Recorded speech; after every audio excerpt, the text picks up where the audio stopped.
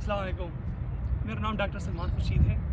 یقیناً قوموں کی عروج میں اور زوال میں تاریخی جامعات کا ذکر اگر نہ کیا جائے تو یہ ایک ناانصافی ہوگی۔ تاریخی جامعات، خاص کر علمی جامعات، قوموں کی زوال میں اور قوموں کی سربلندی میں ایک اہم کردار ادا کرتا ہے۔ یہ آنے والی نسلوں کی شعوری لحاظ سے افزائش کرتا ہے۔ ایک ایسا ہی ادارہ خیبر پختونخوا کے اندر اسلامیہ کالج پشاور ہی ہے۔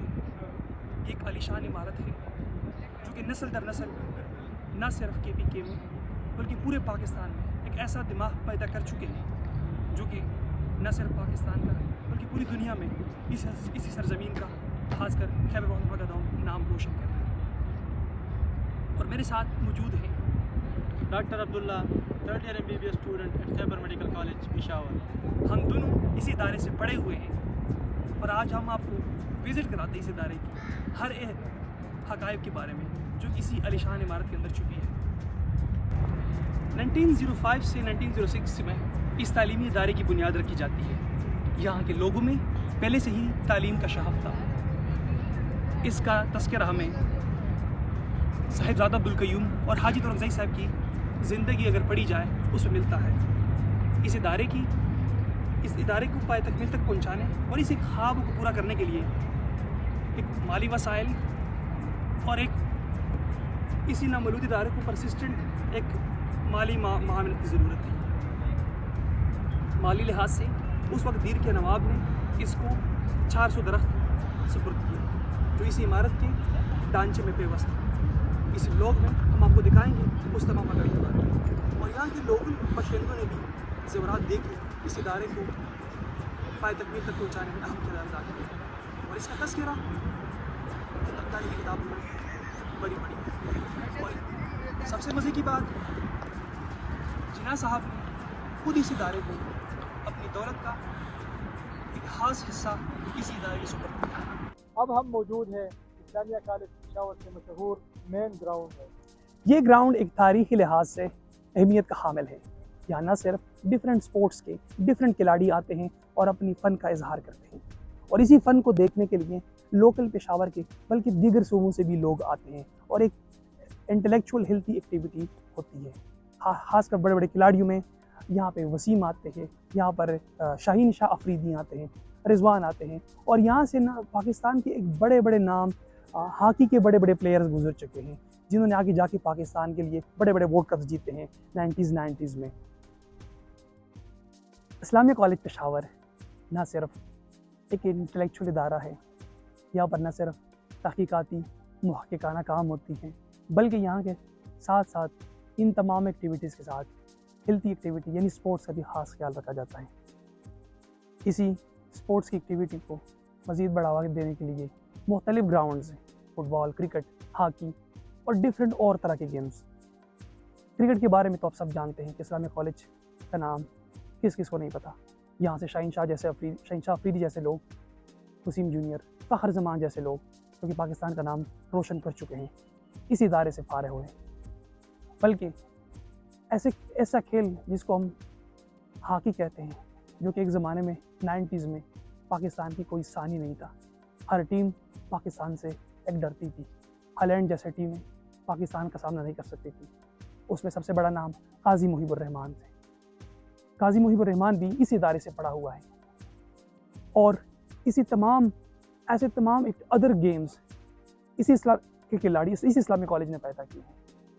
تو یہ 21 سپٹمبر 2021 کو اس وقت کے وزیر اعلیٰ محمود خان، جو کہ خود سے ایک اسلامیان ہیں، انہوں نے ایک گراؤنڈ کی افتتاح کی۔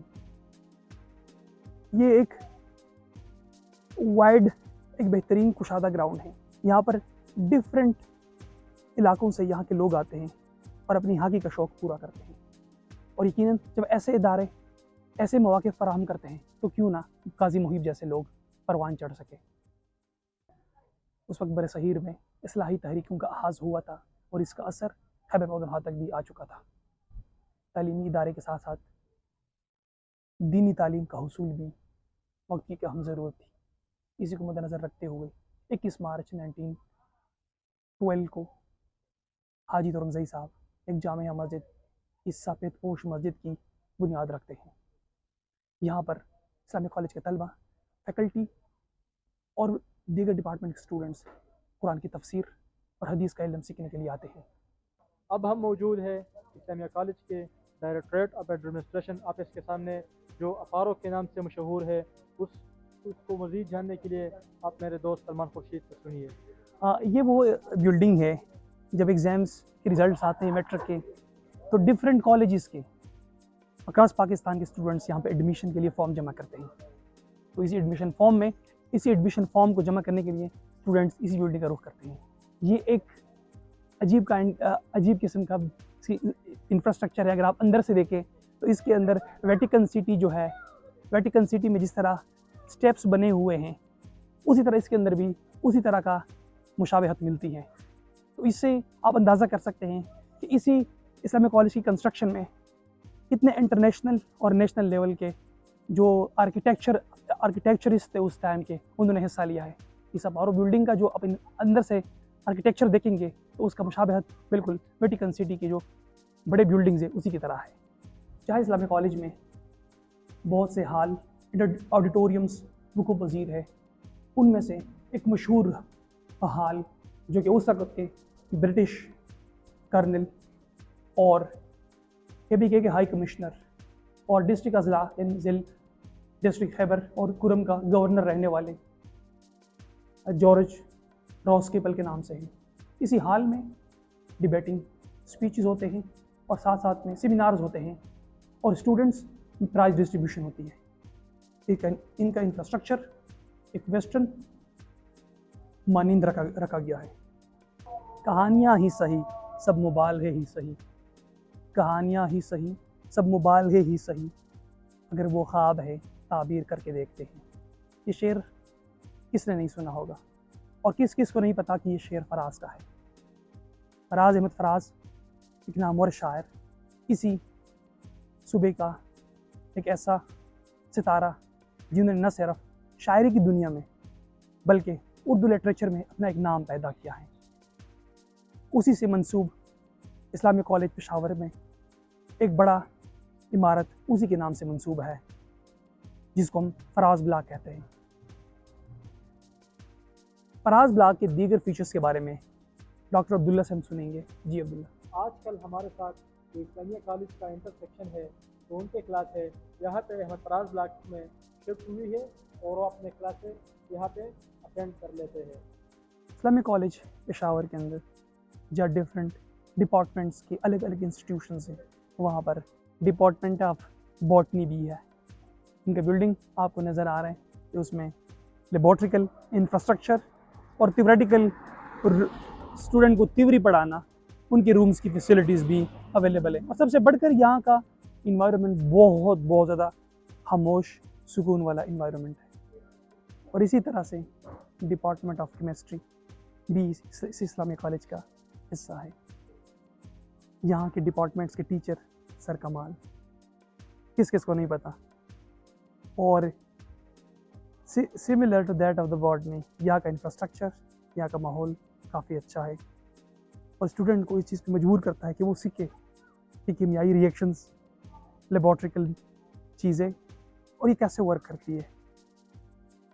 میتھمیٹکس، وہ جو فزسسٹ اور میتھمیٹیشینس کہتے ہیں کہ اگر دنیا کے خفیہ راز کو نے ڈیکوڈ کر دی ہے تو اس کا قدرت نے ایک ہی زبان دی ہوئی ہے، اور وہ ہے میتھمیٹکس۔ اسی میتھمیٹکس کو سیکھتے ہوئے آئنسٹائن، تھیوریٹیکل رچرڈ فائنمین اور بڑے ایسے فزسسٹ اور میتھمیٹیشینس جنہوں نے اس کائنات کے بڑے رازوں کو ڈیکوڈ کیا، آج تاریخ کے صفحات ان کو بڑے فائز اعلیٰ عہدوں پہ رکھتے ہیں۔ یہ ایک روز روشن کی طرح یہاں بات تھی کہ ایک ایسے صوبے میں ایک ایسے ادارے کا قیام، تو اوبیسلی اسی کو پرسیو کرنے کے لیے، اسی نالج کو پرسیو کرنے کے لیے اسٹوڈنٹ نے کسی صوبے کے ڈفرینٹ علاقوں سے آنا تھا۔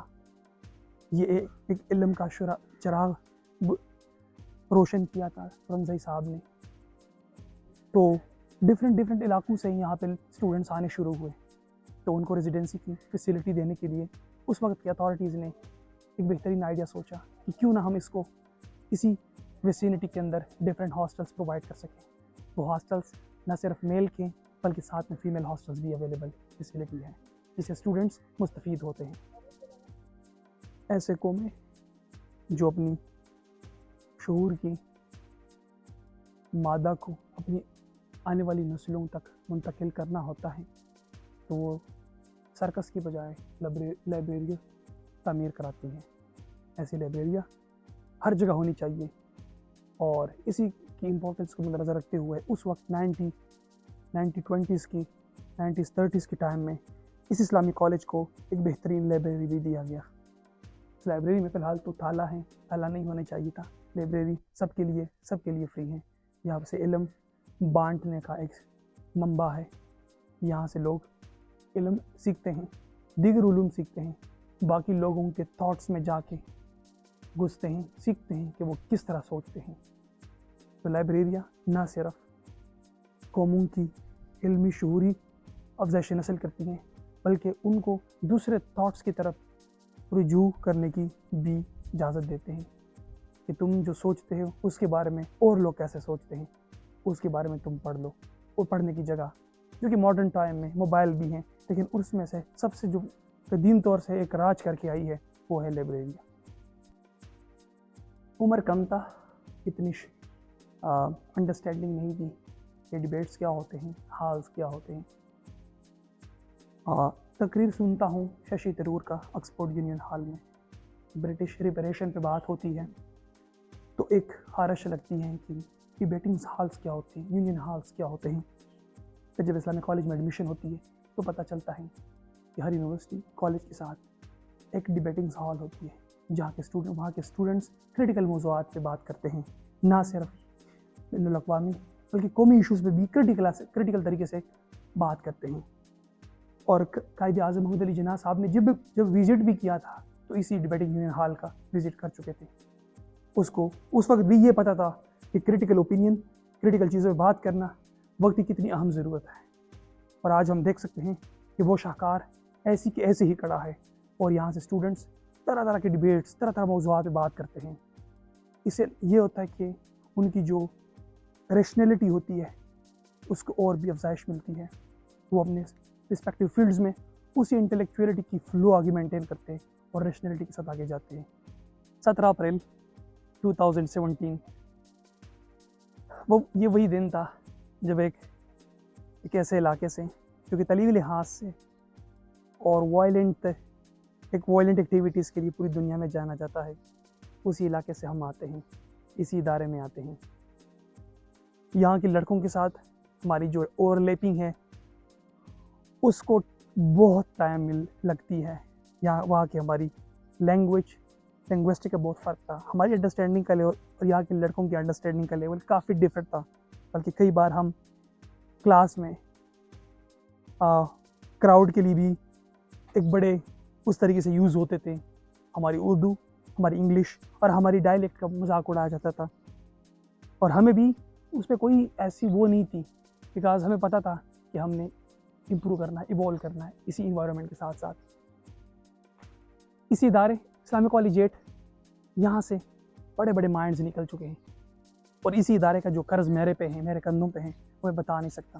اسی ادارے نے مجھے سب کچھ وہ دیا جو میں کبھی خوابوں میں سوچ سکتا تھا، جو میں کبھی صرف آئیڈیلی دنیا میں سوچ سکتا تھا. یہاں کے مجھے انٹلیکچوئل ٹیچرز ملے، یہاں کا مجھے سب سے انٹلیکچوئل ماحول ملا.